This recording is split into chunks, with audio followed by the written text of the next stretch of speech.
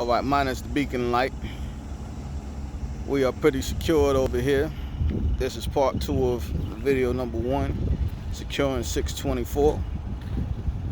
We've got 2 3/8 chains in the back. We've got our flags oversized sign down because this machine is, believe it or not, oversized. Always. 2 3/8 chain, binder, J hook, 3/8 chain, 1/2 inch hook right here behind the tire, rear tire, both sides. Got our oversized flags. We have a height pole. We are at Rinaudo Enterprises in the dirt parking lot on a hill.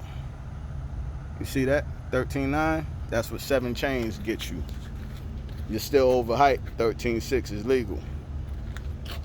J hook, binder, chain in the V position, pulling to the rear. Remember, DOT, 80% of your load needs to be pulling to the rear. Locking bar in place.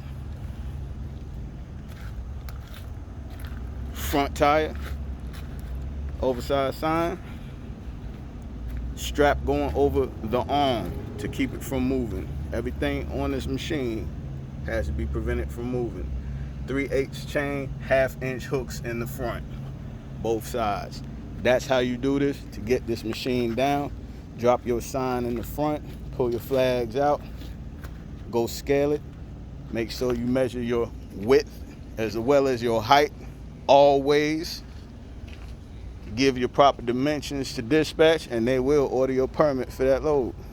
Then you can trip plan, follow your permit, and get it safely and damage-free to its destination. All right, I want to thank y'all for watching, paying attention, and joining us on this safety video, one of many coming. All right, y'all be safe and have a good day.